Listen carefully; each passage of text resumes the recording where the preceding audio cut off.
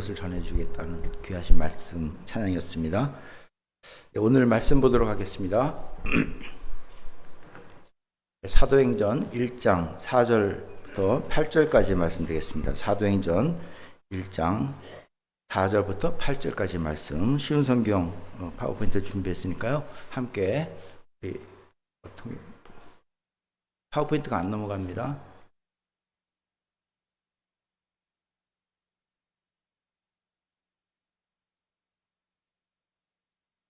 안 넘어가는. 우리 함께 교독하도록 하겠습니다. 어느 날 예수님께서는 사도들과 함께 식사를 하시다가 이런 말씀을 하셨습니다. 예루살렘을 떠나지 말고 내 아버지께서 약속하신 선물을 기다려라. 이 약속의 내용은 내가 전에 말했고 너희도 들은 것이다.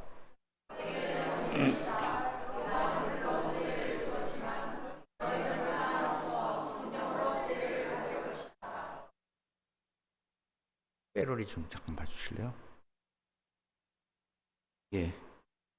사도들이 한 자리에 모여서 예수님께 물었습니다. 주님께서 이스라엘을 다시 회복시킬 때가 지금입니까?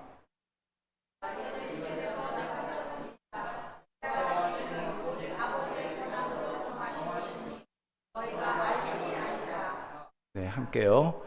다만 성령이 너에게 오시면 너희는 권능을 받아 예루살렘과 온 유대와 사마리아와 그리고 땅끝까지 가서 내 증인이 될 것이다. 아멘.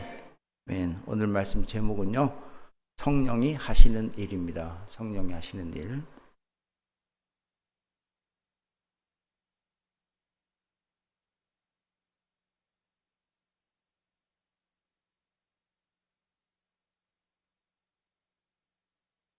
안 넘어가요.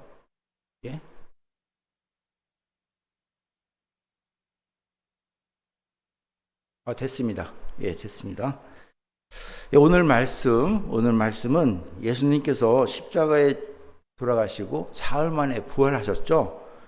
부활하시고 제자들에게 나타나서 40일 동안 함께 계시다가 하늘에 올라가시기 전에 제자들과 또 예수님의 그 마지막 대화 내용을 담은 글이 바로 오늘 말씀입니다. 이 제자들에게 마지막으로 하신 말씀이라는 것, 이거는 예수님의 입장도 그렇고 제자들의 입장에서도 아주 중요하다는 것을 우리가 알 수가 있죠. 여러분, 만약에요, 여러분들이 어디를 떠난다고 칩시다. 근데 떠나는데 다시는 더 이상 보지 못할 사람들, 미워서가 아니라 정말 사랑하지만 마지못해서 떠나게 되는데 다시 보지 못할 것 같은 그런 느낌, 그런 사람들과 더 이상 만나지 못한다고 생각할 때 그 사람에게 마지막으로 무슨 말을 한다고 칩시다. 그러면 그 이야기는 굉장히 중요하지 않을까, 그죠? 꼭 당부하고 싶은 말을 아마 모았다가 할 것 같아요. 만약에 그들이 여러분의 자녀라면 더욱더 신중을 기해서 마지막 당부를 한다면 더욱 중요한 말을 하지 않을까, 이런 생각을 합니다. 그런 의미에서 오늘 말씀을 한번 보자는 겁니다. 그러므로 오늘 말씀을 듣는 여러분도 그러한 상황을 생각하면서 오늘 말씀에 접하면 좋겠습니다. 오늘 말씀 처음에 보시겠습니다. 어느 날 예수님께서는 사도들과 함께 식사를 하시다가 이런 말씀을 하셨습니다. 예루살렘을 떠나지 말고 내 아버지께서 약속하신 선물을 기다려라. 이 약속의 내용은 내가 전에도 말했고 너희도 들은 것이다 라고 말씀하십니다. 예수님께서 지금 마지막으로 하시는 말씀이 그동안 말을 참 아꼈다가 그리고 그 내용을 처음으로 공개하신 것이 아니라 평소에 하시던 말씀이 저 말씀이에요. 평소에 하시던 말씀을 중요하니까 다시 한번 상기시키는 거예요. 이 말씀을 우리가 요한복음을 보면은 14장, 15장, 16장이 아주 집중적으로 설명이 되어 있습니다. 무슨 말씀인지 아십니까 혹시? 예, 성령이에요. 성령. 아버지께서 약속하신 선물이라는 것은 성령입니다. 그래서 요한복음 14, 15, 16장을 보면은 성령이 하시는 일, 성령에 대해서 굉장히 많은 설명을 하고 있어요. 집중적으로 말씀하시는데 이 요한복음도 보면요, 이 말씀을 끝으로 예수님께서 겟세마네 동산에 가서 기도하시고 그 다음에 제자들과 헤어집니다. 그러니까 어떻게 보면은 그 성령이라는 그 말씀, 성령에 관한 말씀이 예수님께서 십자가 못 박혀 돌아가시기 전 그 군병들한테 붙잡히기 전 마지막 하신 말씀이고, 또 이 성령에 대한 말씀은 예수님께서 지금 제자들과 함께 있으면서 이제 하늘로 승천하시기 전에 또 마지막으로 하신 말씀이라는 거예요. 그만큼 우리가 중요하다는 것을 우리는 항상 염두에 두셔야 됩니다. 아무튼 이 성령에 대한 말씀은 예수님께서 이 땅에 떠나시기 전에 하는 말씀, 꼭 기억하시기 바랍니다. 그래서 그 다음 말씀을 한번 보도록 하겠습니다. 약속의 내용은 이것이다. 요한은 물로 세례, 침례를 주었지만 너희는 얼마 안 있어 성령으로 세례, 침례를 받을 것이다. 성령 이야기죠. 예수님께서는요, 그 약속에 대한 내용을 아주 간단 명료하게 설명하고 있습니다. 하나님께서 주신 약속, 즉 또 예수님께서 그 여러 번 하신 약속, 그것은 바로 성령 침례를 받으라, 이렇게 얘기하는 거예요. 근데 이 말을 여러분들이 그냥 보는 것보다 영어로 보는 것이 더 나을 것 같아서 제가 오늘은 영어 말씀을 한번 따왔습니다. For John baptized with water, but in a few days you will be baptized with the Holy Spirit. 우리가 조금 전에 읽은 걸로 얘기하면 요한은 물로 침례를 주었지만 하지만 조금 더 있으면, 며칠 있으면, 이게 이제 40일이 지나지만 성령, 홀리 스피릿으로 침례를 받게 될 것이다 라고 얘기하는 겁니다. 여기서 여러분 우리가 이 뵙티즘 이거를 좀 온전히 이해할 필요가 있습니다. 이 뵙티즘 이거는요, 이 단어는요 어디서 왔냐면 헬라어 뵙티조라고 발음하는, 발음은 밥티조라고 발음이 되겠죠. 밥티조라는 헬라에서 나왔어요. 이 밥티조라는 그 뜻이 뭐냐면 물에 잠기다입니다. 물에 잠기다. 이 물에 잠기다라는 그 헬라어에서 뵙타이즈라는 영어가 나왔어요. 그러니까 이 보통 우리가 헬라 문화를 받아서 이렇게 영어로, 영국 문화로 나가고 로마권 뭐 이렇게 해서 나가잖아요. 그래서 라틴어, 제가 갑자기 라틴 말이 생각나요. 어쨌든 그래서 이제 뵙타이즈라는 단어가 한국말, 영어가 생겼는데 이 뵙티조라는 뜻이 바로 물에 잠기다라는 거예요. 물에 잠기다. 그래서 여러분 이 뵙타이즈를 뭐라 그러냐면은 물에 잠기는 것을 얘기하잖아요. 근데 이제 한국에서는 이게 세례, 우리가 이제 아까 우리 성경 말씀 읽은 세례로 우리가 번역이 됐죠. 왜냐하면 우리 한국의 선교사님들이 장로교 쪽으로 많이 선교사님들이 왔잖아요. 근데 옛날에 캐톨릭에서 이 뵙티즘, 즉 물에 잠기는 의식을 간단하게 손으로 물로 뿌리는 그 의식을 했잖아요.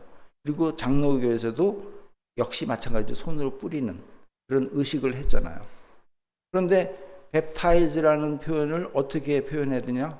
물에 잠겨야 되는데 아니다, 이 손으로 뿌리는 거. 그러니까 한국말로 번역할 땐 세례, 손으로 하는, 이렇게 번역이 된 거예요.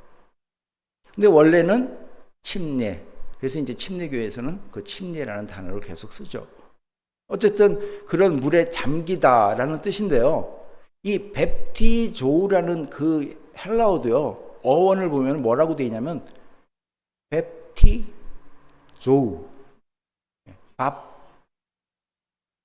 밥티조나 밥토, 밥토. 밥통이 아니라 밥토입니다. 밥토. 이 밥토라는 뜻이 무슨 뜻이냐면 염색하다는 뜻입니다. 염색. 여러분들 염색하려면 어떻게 하죠? 푹 잠겨야 되잖아요. 그러니까 원하는 컬러, 원하는 색으로 우리가 염색할 때 그것을 푹 잠겨서 원하는 색으로 뽑아내는 염색하다는 뜻입니다. 그러니까 우리가 쉽게 얘기해서 이 웹타이즈, 웹티조, 밥토 이런 뜻은 뭐냐면은 푹 잠겨서 새 생명이 되는, 변하는 그런 모습이에요. 그래서 우리가 세례를 받고 침례를 받고 하는 것이 바로 그런 의미입니다. 다시 말해서 baptize with water라는 것은 뭐냐면 물속에 잠겨서 나올 때 새 생명이 되었다. 그런 의미예요. 그런 의미에서 침례를 하는 것이고 우리가 손으로 뿌리지만 사실은 그 순간 내가 새 생명이 되었다는 의미를 갖는 거예요. 근데 이제 그것이 뿌리는 걸로 안 되니까 물에 잠기면 일단 내가 죽잖아요. 숨을 못 쉬잖아요. 그리고 나오는 순간 새 힘을, 새로운 숨을 쉴 수가 있잖아요. 그래서 그런 침례 의식을 계속 하는데 장로교에서도 요즘 그런 의미를 가지고 많은 침례를 합니다. 때로는 저희 교회 침례탕을 장로교회에서 와서 빌려서 그런 의식을 하기도 해요. 어쨌든 그런 웹타이즘, 물로 세례를 줬어요. 요한은. 그런데 뭐라 그랬죠? 예수님께서 말씀하시기를 요한은 물로 웹타이즘 했지만 이제 며칠이 지나면 홀리 스피릿, 즉 성령으로 웹타이즘을 받게 될 것이다 라고 얘기하는 겁니다. 역시 마찬가지죠. 그냥 물로 뿌리듯이 딱 이렇게 이렇게 성령 탁 만드는 게 아니라 물에 내가 완전히 잠겨서 떠오르는 순간 새 생명을 얻는 것처럼 성령을 받는 순간 성령에 완전히 잠겨서, 그죠? 여러분의 영혼은 다시 새 영혼이 될 것이다 라는 그런 의미예요. 즉 이 말씀은 우리가 이제 성령으로 푹 잠겨서 우리 인간의 염색체가 아닌 성령의 염색체로 완전히 염색되는 그런 의미, 그런 변화를 표현하는 것입니다. 그래서 이제는 너희들이 아니라 새로운 피조물, 즉 성령에 의해서 새롭게 변화된 예수님과 같은 사람이 되어서 예수님을 증거하게 될 것이다 라는 그 말씀이 바로 예수님께서 하신 말씀이고, 그 성령이 오기 전까지는 예루살렘을 떠나지 마라 라고 하신 말씀이 바로 예수님께서 승천하시기 전에 제자들에게 하신 말씀이라는 겁니다. 그럼 질문합니다. 꼭 그래야 됩니까? 꼭 그래야 될까요? 왜냐하면 제자들이 여태까지 예수님을 쫓아다녔지만 부활하신 사실을 잘 못 믿었잖아요. 그리고 그분이 그렇게 쉽게 죽으리라고 생각을 못 했잖아요. 그런데 말씀대로 그분이 어느 날 십자가 못 박혀 돌아가시고, 그리고 말씀대로 부활하셨고, 이제는 볼 거 다 봤잖아요. 예수님 능력도 봤잖아요. 그러니 이제 그럴 필요 있지 않습니까? 이제 주님께서 하신 일 모두 경험했으니 이제 바로 증거할 수 있습니다. 그러니 바로 지금 내가 떠나서 주님께서 말씀하신 세상 땅끝까지 가서 증거하면 안 될까요? 증인되면 안 될까요? 하는 질문 나올 수 있잖아요. 여러분도 그렇잖아요. 내가 믿음 좋은데 지금 당장 하지 기다려요 하는 그런 게 있지 않습니까? 그런데 예수님께서는 안 된다라고 말씀하십니다. 왜냐하면 아직도 제자들은 세상적인 사람들로 남아있기 때문에 그래요. 세상적인 모습이 남아있기 때문에 그래요. 다음 절 보면 그게 분명히 나타납니다. 사도들이 한 자리에 모여서 예수님께 물었습니다. 주님께서 이스라엘을 다시 회복시킬 때가 지금입니까? 라고 질문합니다. 자, 예수님께서는요, 지금 제자들에게 내가 이제 곧 떠나게 될 것이고, 그래서 여태까지 얘기한 하나님 나라에 대한 그 중요성을 다시 한번 얘기하고, 그 하나님 나라를 이루기 위해서는 어떻게 해야 되는지는 설명하고 있는데, 정작 제자들은 예수님의 죽음, 부활, 그리고 좀 이따가 승천하는 것을 경험할 것임에도 불구하고 아직도 어떻게 보면 세상적으로 하면 정신 못 차리고 그들의 생각으로 아주 가득 차 있다는 겁니다. 그런데 그 가득 찬 생각이 한 사람도 예외 없이 한 자리에 모여서 모두 다 똑같은 생각. 그래서 보면은 한 자리에 모여서 그 다음에 하는 말이 주님께서 이스라엘을 다시 회복시킬 때가 지금입니까? 라고 질문하는 겁니다. 그렇게 하나님 나라를 설명하고 그렇게 하나님 나라가 어떤지를 설명하고 지금 예수님께서 직접 보여주심에도 불구하고 그 죽음과 부활을 경험했음에도 불구하고 지금 제자들은 아직도 예수님이 메시아죠. 그 정치적 메시아, 경제적 메시아, 즉 정치적 경제적 회복을 위해서 어떻게 해서든지 자기가 지금 겪고 있는 그 어려움, 고통, 고난, 그들이 여태까지 믿어왔던 그 해방, 그것을 원하는 그 바람, 그게 그대로 저렇게 글로 나타나는 겁니다. 주님, 지금 이스라엘을 회복시킬 때 바로 지금입니까? 성령이 오셔서 우리가 캡타이즘을 받고 우리가 변화되는 그 순간 이제 우리가 그토록 바라던 이스라엘 회복기가 바로 그때입니까? 한 사람도 어김없이 모두 그렇게 질문하는 겁니다. 여러분은 혹시 어떤 생각을 하고 계십니까? 여러분들이 만약에 예수님을 여태까지 믿고요, 그리고 예수님을 경험하고요, 예수님이 어떤 분인지를 확실하게 믿고 있다고 생각하는 여러분, 그런데 왜 예수님을 믿습니까? 라고 질문하면 뭐라고 대답하십니까? 물론 우리의 영혼, 우리의 생명, 그 영원한 생명, 즉 구원을 얻기 위함이라고 말씀하시겠죠.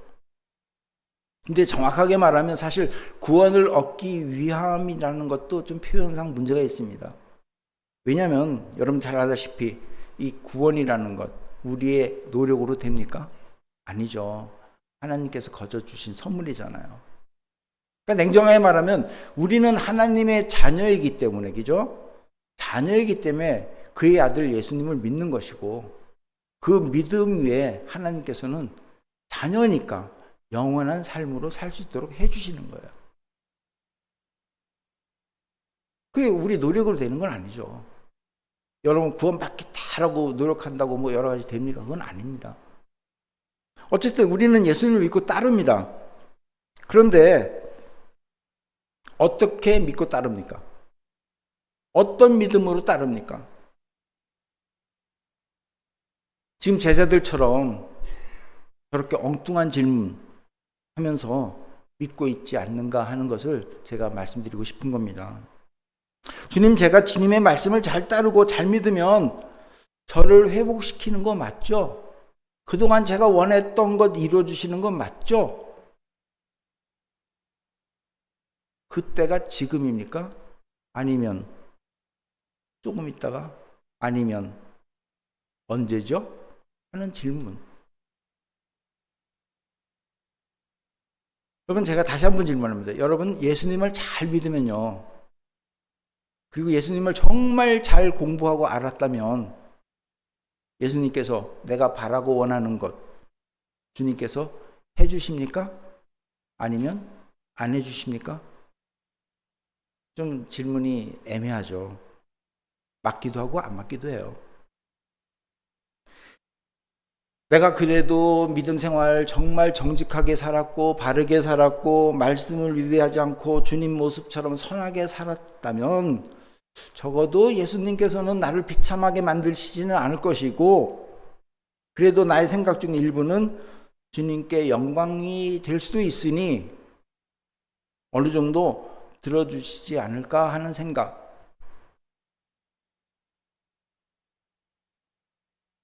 나쁘다는 게 아닙니다, 여러분. 그 생각하고 그 다음이 문제.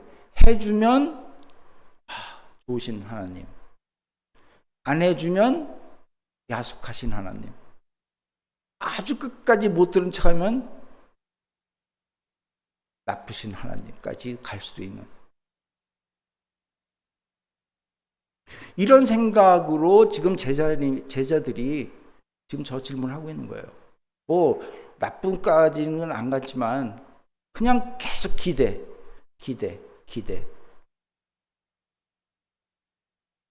지금 제자들은요, 예수님께서 예루살렘을 떠나지 말고 성령 침례, 즉 성령을 받아서 성령에서 완전히 잠겨서 새롭게 되어라 라고 하신 말씀 다음에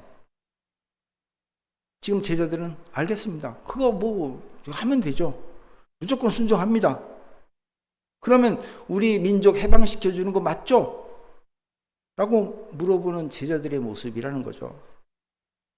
우리도 주님께서 말씀을 통해서 수없이 하늘나라 백성으로 어떻게 살아야 되는지를 여러 가지 말씀해 주시는데, 그 말씀을 사모하면서 순종하고 살면서 때로는 정말 정직하게 주님 뜻대로 살면서, 주님, 제가 원하는 거 언제 해주시려고 그래요? 라고 질문한다는 거예요. 아까도 말씀드렸지만 여러분, 이 결코 나쁜 건 아닙니다. 충분히 이해할 수 있습니다. 이 세상을 사는 사람이라면 당연히 생각이 되는 것, 저도 그런 생각합니다. 그래서 예수님께서 그런 제자들에게 너 여태까지 내가 뭘 가르치는데 그런 생각하니? 하고 야단치시진 않아요. 야단친 게 아닙니다. 이렇게 말씀하시죠. 그래서 예수님께서 대답하셨습니다.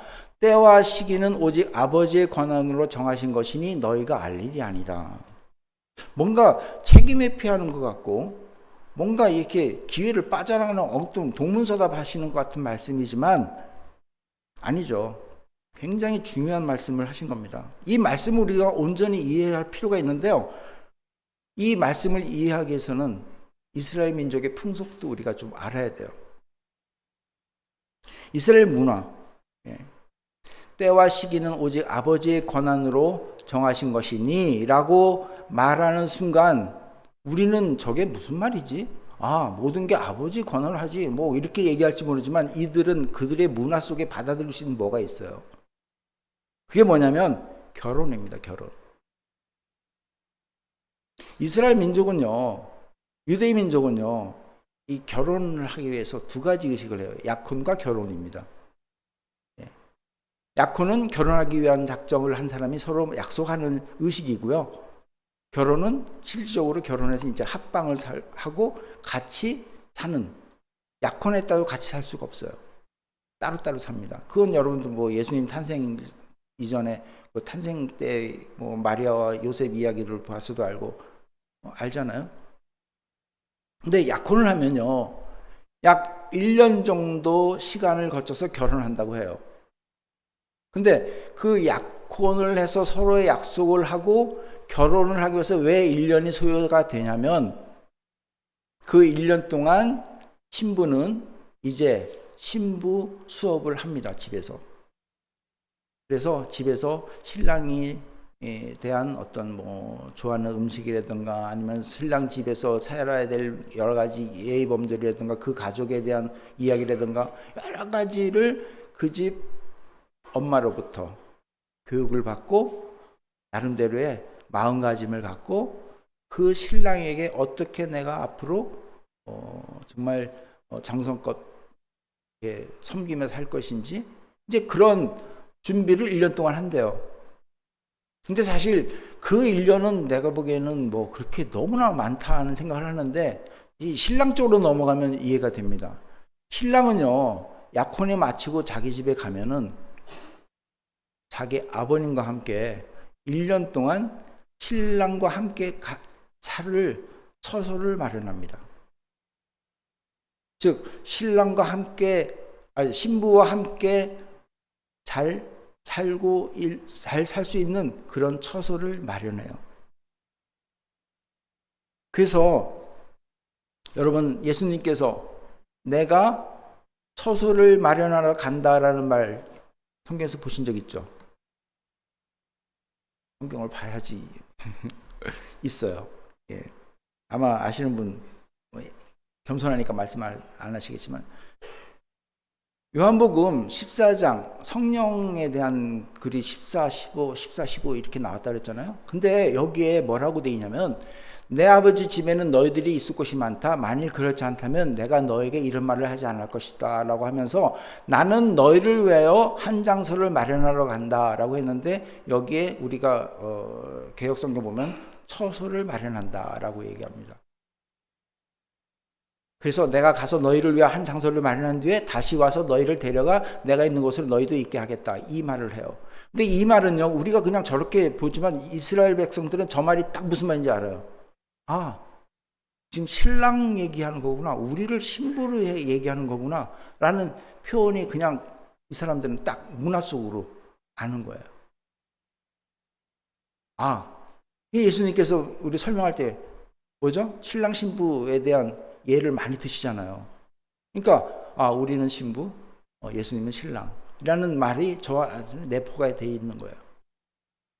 그래서 예수님께서 뭐라고 하시냐면은, 너희는 마음에 근심하지 마라. 하나님을 믿고 또 나를 믿어라. 즉 약혼했으면 신랑이 모든 걸 책임지기 위해서 1년 동안 처소를 준비하고, 그 다음에 다 끝났으면 알려서 이제는 다 준비가 끝났습니다. 그래서 신부를 데리고 와서 결혼식을 하고 이제 같이 사는 거예요. 그런 의미에, 그런 의미에서 지금 뭐라고 하셨냐면, 예수님께서 때와 시기는 오직 아버지 권한을 정하신 거지 내가 알 일이 아니다 라고 얘기합니다. 근데 이 아버지 권한이 뭐가 중요하냐면요, 1년 동안 신랑이 처소를 준비했잖아요. 그런데 그 결정을 누가 하냐면 아버지가 한다 그럽니다. 신랑 아버지가 준비를 다 같이 해놓고 1년 돼 가는 시점에서 신랑에 대해서 야, 네가 결정해라가 아니라, 내가 보니 이제 너는 충분히 아내를 맞이할 때가 되었구나. 자, 이제 가서 신부 집에 가서 신부를 데려와 결혼식을 올리자. 이게 아버지 권한입니다. 신랑이 아무리 집을 잘 짓고 신랑이 아무리 뭘 한다 하더라도 아버지가 허락을 안 하면 안 돼요. 즉 이것은 이스라엘 백성들은 저 말이 무슨 말인지 바로 알아듣는 거예요. 즉 때와 시기는 오직 아버지 권한으로 정하신 것이다 라는 얘기면, 그렇지 내가 자꾸 지금 신부 데려올까요? 지금 어떻게 때가 그때입니까? 라고 물어보는 내가 참 어리석구나 라고 하시는 그 말씀이라는 거예요.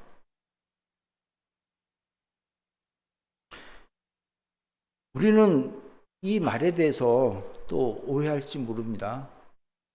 아버지 무슨 권한 저렇게, 그리고 너희가 알 일이 아니다? 그러면은 그래 그럼 아버지 뜻에 맡기고 나는 그냥 룰루랄라 하지 이게 아니죠. 열심히 집을 짓고 열심히 처소를 만들어가면서 열심히 아버지와 대화하면서 아버지 눈치도 좀 슬쩍 보면서 아버지 뜻에 맞게 행동하면서 어느 날 아버지께서 이제 데려와라 라고 할 수 있는 그 순간을 생각하면서 계속 아버지와 관계를 계속 해야 되는 거죠. 근데 우리가 여기서 너희가 알 일이 아니다 라고 해서 그렇지 우리가 그건 알 바가 아니지, 마지막 때 하나님이 하는 것은 우리가 알 바 아니고 그럼 우리가 할 일을 하자, 이게 아니라는 거예요. 그렇게 해서 주님께서 하시는 말씀, 오늘의 핵심 포인트입니다.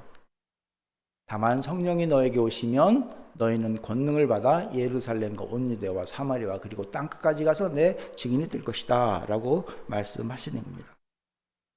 여기서 이 다만이라는 것도요, 우리가 좀 올바르게 해석해야 되는데요.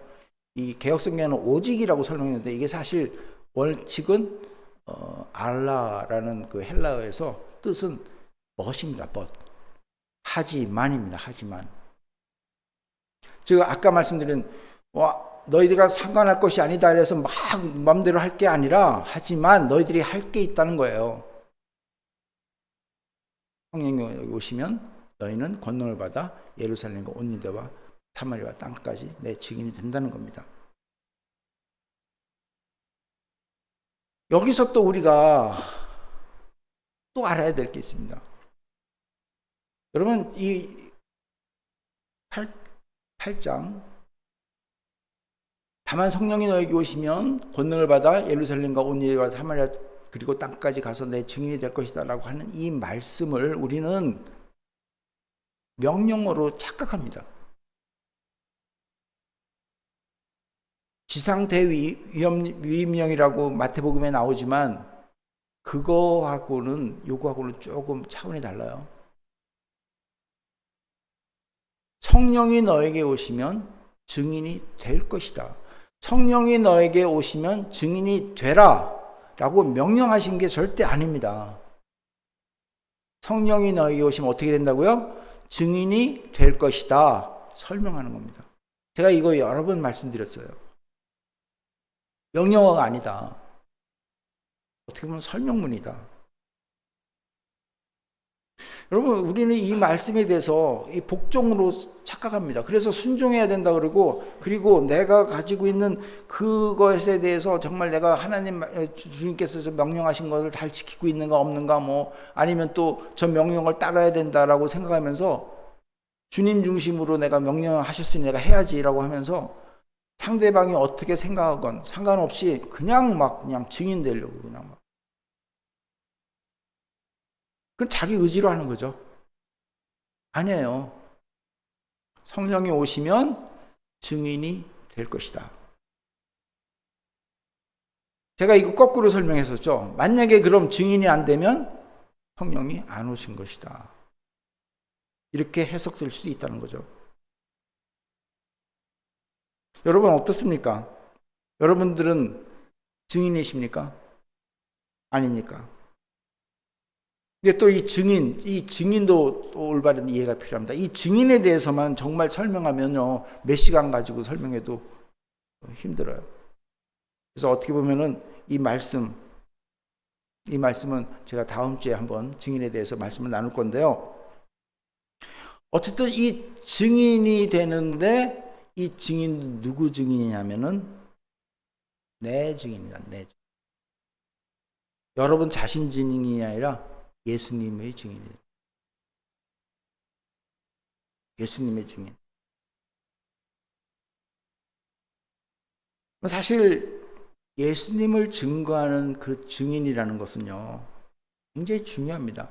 이 증인이라는 것을 국어사전을 찾아보면 뭐라고 되어 있냐면 보고 느낀 것, 경험한 것을 설명하는, 증거하는, 그게 증인이에요. 그렇다면 예수님께서 경험한 것, 예수님과 함께 있으면서 보고 들은 것을 증거하는, 그 증인 되는데 예수님께서 어떻게 하셨습니까? 말로만 그냥 계속 이렇게 녹음기 틀어놓듯이 하셨습니까? 아니죠. 말하시고 실질적으로 몸소 행하셨어요. 보여주셨어요. 말만이 아니에요. 그 모든 것들이 포함된 예수님을 증거하는 증인이 된다는 거예요. 근데 이게 바로 어떻게? 성령이 오시면, 성령 침례를 받고 성령 변화를 받으면 증인된다는 거예요. 그래서 사도행전은요, 그 증인의 이야기입니다. 사도행전 1장의 첫 부분에 저 이야기가 나오고 그 다음에 28장까지 쭉 그 증인들의 이야기가 사도행전이에요. 그래서 어떤 신학자는 대부분의 신학자가 그러죠. 이제 사도행전 29장은 여러분들이 증인이다. 그래서 여러분들이 이야기가 쓰여져야 된다라고 얘기합니다. 근데 여기서 여러분 또 우리가 온전히 이해할 필요가 있는 게 이 사도행전에 대한 의미입니다. 사실 사도행전이 증인의 이야기라는 것은 맞지만 냉정하게 말하면 증인은 그냥 들러리고요. 성령님이 하신 일입니다. 성령님이 주인공이십니다. 성령님이 임하셨으니까, 즉 평소에는 어떤 사람이 성령을 임했을 때 변화되어서 엄청난 일들을 해나가는, 그것을 설명하는 것이 바로 사도행전입니다. 어떻게 보면 그래서 성령행전이라고 하는 말이 더 맞지 않는가 하는 생각을 해봅니다. 어쨌든 이 부분도 제가 다음 주에 다시 한번 좀 더 자세히 설명드리기로 하고요. 오늘 말씀을 정리하면은 우리가 예수님을 믿고 정말 온전히 믿고 온전한 믿음 생활하려고 따라왔는데, 그러면서 우리가 나름대로의 원하던 것, 바라던 것, 이때가 바로 지금입니까? 라고 물어봤던 모든 것들, 이것은 주님께서 말씀하시기로는 뭐죠? 이것은 아버지의 권한이다 라는 겁니다. 그렇기 때문에 그 아버지께 맡기고 우리는 성령 오심을 기다리다가 그 성령님이 오시면 그 성령님을 받아서 나의 심령이 완전히 성령에 파묻혀서 나의 유전자가 아닌 성령의 유전자를 받아서 염색되듯이 완전히 변해서 새롭게 변화되어야 되는 것이 오늘 예수님께서 하신 말씀입니다. 그러면 이제 새로운 피조물이 되어서 성령이 하시는 그 예수님을 증거하는 일, 그것은 바로 자연스럽게 이루어질 것이고, 그것이 바로 예루살렘과 온 유다와 사마리아와 그리고 땅끝까지 가서 내 증인이 된다는. 이게 7일이라고 되어 있는데 8절입니다. 저건 잘못 썼습니다. 제가 잘못 썼어요. 즉 성령 침례를 받으면 성령에서 완전히 침수되어서 그냥 살짝 스치는 게 아니에요. 완전히 잠깁니다. 여러분들의 영혼이 한번 죽어야 돼요. 새롭게 변화됐을 때 당연히 증인되라 라고 명령이 아니라 증인될 것이다 라고 설명하신. 그러므로 우리 모두 이제 우리 생각과 소원 모두 아버지께 맡기고요. 성령으로 완전히 변화되도록 성령 침례를 받아서 말 그대로 주님께서 마음대로 사용하시는 주님의 도구가 되기를 예수님의 이름으로 부탁드리며 축원합니다. 기도하시겠습니다.